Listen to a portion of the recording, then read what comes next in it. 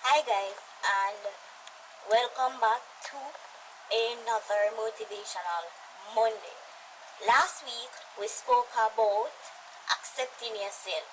So this week, of course, we're going to talk about how we go about accepting ourselves. Is one thing, but knowing how to or doing things that will help us to understand who we are is a different kettle of fish. So, of course, and I'll be looking at my phone from time to time because I have my notes. So, of course, I sat down and I thought about it and I said, what are the things that I've been doing to come to the realization of this is who I am, it's not going to change. I need to learn to accept it and live with it. And the first thing is I need to believe in myself. So if I don't believe in myself, I can't expect others to believe in me. So of course, the first thing we have to do is believe in yourself. And of course, believing in yourself is not the easiest thing to do. I know this, and it takes practice and time. But one of the ways that I realize that has worked for me in terms of believing in myself is every day I'll figure out my goals. I figure out things I want to do. And then I have to find ways to get to those things that I want to do. And of course, along the way, I use little affirmations. Those help wonderfully. Trust me, it might sound like rubbish, but the affirmations do help. And find your purpose, find your goal. Think of where you want to reach in life and how you plan to get there. And trust it all the way. Which of course brings me to my next point, which is trusting your process. Plenty of times I've seen us think of ways that we want to improve our life, or we set goals for ourselves and we know that this is the path we want to go. But because we're not taking the path how we had expected, we don't trust the process. Listen, I'm not in control of my destiny. Neither are you. In terms of, I cannot predict the outcome of life. That is a higher being doing that. That is not us. So don't you ever think that just because this isn't working out for you means something is wrong. It just means that what you had planned up in here is not what the universe or what the Lord has in store for you. So you need to believe in your process. Yes, your process may take a longer time. Yes, the process may not be one that you want to, may not be the road that you want to go down, but you have to trust the process. If you can't trust your process, then trust me, you're in big trouble. You have to understand that this is the way. Yes, you're going to make mistakes. Yes, you might, not just make mistakes, but you might make mistakes that could cost you. But the thing is knowing that, listen, I've made these mistakes. These mistakes don't define me. I've made the mistakes. Yes. What do I do next? That's the question that you need to be asking yourself. And then you find ways to rise above those mistakes. And it will work out so beautifully for you if you just trust your process. Did I trust my entire process? No. There were times when I got disgruntled, upset, hurt, mad, practically.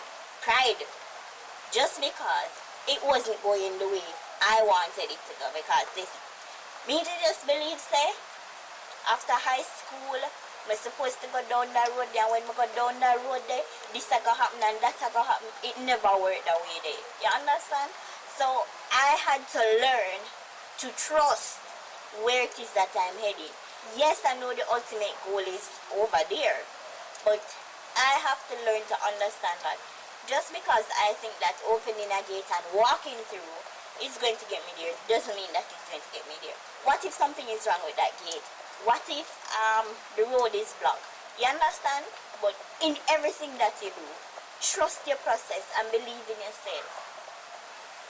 And of course, the next point I have is know your worth. This isn't just about life.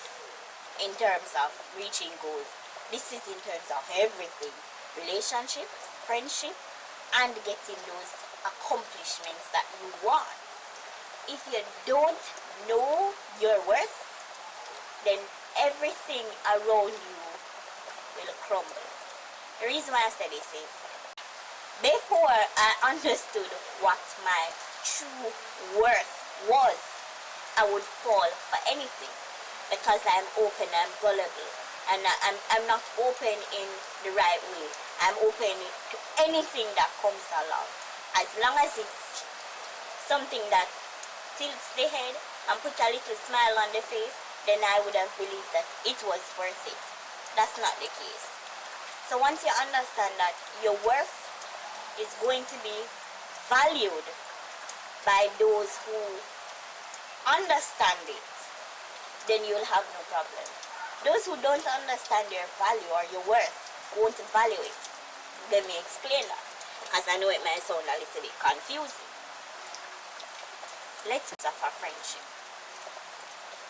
I value the person so much that I would do anything to jeopardize my values, my beliefs, to make sure that they're comfortable. Yes, I understand and I've seen my friend's worth and I've seen my partner's worth and I value it. They don't see the same for me. So they won't do the things that I'll do for them. They won't say the things. They won't protect me the way I'm expecting them because they don't know my worth. And frankly, I don't understand my worth, because if I'm ready to give up who I am to please you, then something's wrong. So, believe in yourself. Trust your process. Know your worth. And it will work for you or in favor for you. May not be the favor that you're expecting, but it will work. Another thing is finding things that motivate you. For me,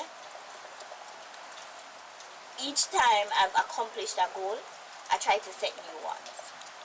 And I realize that this is not just for me. Most successful people, and the books I've read, will tell you that once you've accomplished a goal, you can't settle. Yes, society may deem us as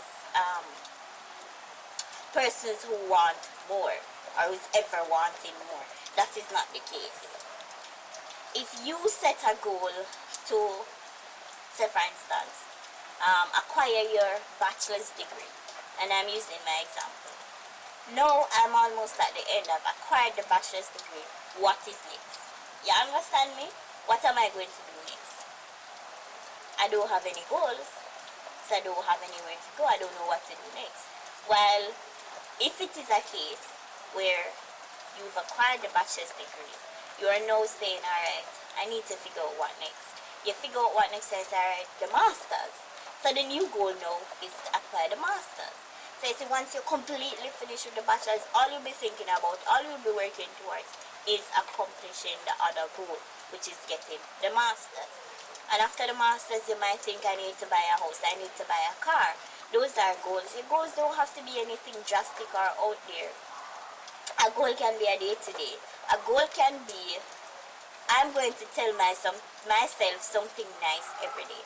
At one point in time, I had to do that, to learn all about self-esteem and confidence. So I tell myself, so every day, look in the mirror, find something that excites you, that is out there and amazing about you. Hold on to it and live up to that expectation. And mine is that the fact that I'm very determined. So every day I tell myself, boy, what a determined girl you are. And it will work in your favor, because eventually you see it playing out in your everyday life. I tell myself I'm a go-getter. At the first I didn't even have a clue what a go-getter is. But after reading some books and everything, I realized what a go-getter is. And by telling myself that I'm a go-getter, I suddenly become a go-getter. Well, not suddenly, but I become a go-getter because I'm speaking it into being. And believe you me, what you put out there is what you will get. Trust me. And the last point I have for you guys is surround yourself with like-minded people. I don't think this is stressed enough. The friends you have now may not be the ones that's going to take you to the end. As long as you understand that, then you'll surround yourself with the right people. Yes, I know what I just said, right? And listen to me. What I'm saying is, don't show your friend them no, because you'll get new one. That is not what I'm saying. What I'm saying is, if you're in a circle and you want to study, your circle want to play video games or something like that, that circle may not necessarily be the right circle for you. Yes, you need a breather. Yes, you may need time to relax your mind and stuff. But it can be a case where that's all the circle wants to do. If you're in a circle and all they do is gossip and chat people, you're in the wrong circle, darling. You should be in a circle that's all about upliftment, empowerment, building self-esteem and self-confidence, because that's the thing that you need to work on. So if you are in the right clique, the right clique will help you to get where you are. Let me give you a real life example. When I entered university, always in my head was the thought of going into university, getting my bachelor's degree and coming out. That's all I wanted. I didn't think, or I didn't stop to think about if I had the right set of friends in my corner, what that would mean for me. And for my first year and probably a part of my second year, it was all about me. All I did was go to school, go home, study, and that's it. The friend thing wasn't me. Yes, I know people because obviously I'm on campus. People will see and call Tio, yeah. But friends, I didn't have any. And then in my second year, second semester, I met a few friends. And I realized that having friends in university is not a bad thing, if you know how to juggle them and if you're with the right friends. So now I have friends. Were they the right ones? Some weren't, some were. The reason why I say that is some understood what it is that I was trying to accomplish and was willing to help me to accomplish it. Others didn't necessarily quite understand it, and so we had a clash of interests. Yes, they were good in other areas, but in that area, that's what I wanted. No, this is my focus, and so I need persons who are thinking like me on this path. You understand? So you need to strike a balance. See? I'll give you no extra nuggets. You need to strike a balance, and once you strike a balance with the friends that you need and the friends that is just there for seasonal, because you do have seasonal friends, then everything will work out for you. If you, alright, I was in a training session yesterday. I don't know how long this video is going to be. I was in a training session yesterday, and during the training session, the conversation of friends came up again, and they were saying that if you surround yourself with the wrong set of people, then you'll have problems. And the example that they use is that you're at home studying for an exam that you think you have maybe Friday. It's Monday. Your exam is Monday, but you're at home studying for the exam you think you have on Friday. Why? Because you chose to be all about yourself. You didn't reach out to the right set of persons. You didn't surround yourself with the right set of persons. So you don't have nobody for call you ask you where you're there. Compared to if you have friends who are about to enter the exam, don't see you, and they can call you and say, why you're not at exam? Or they can call you and say, listen, we're linking up an hour or two before the exam and run through some stuff. You're coming, then you would have realized that the exam is today. But you surround yourself with the wrong set of people, and so it's just you wanted it. That was a perfect example. Maybe it may not be the right example for you, but at least you'll get an understanding of what it is that I'm trying to talk about. Thank you so much for watching another episode of Motivational Monday.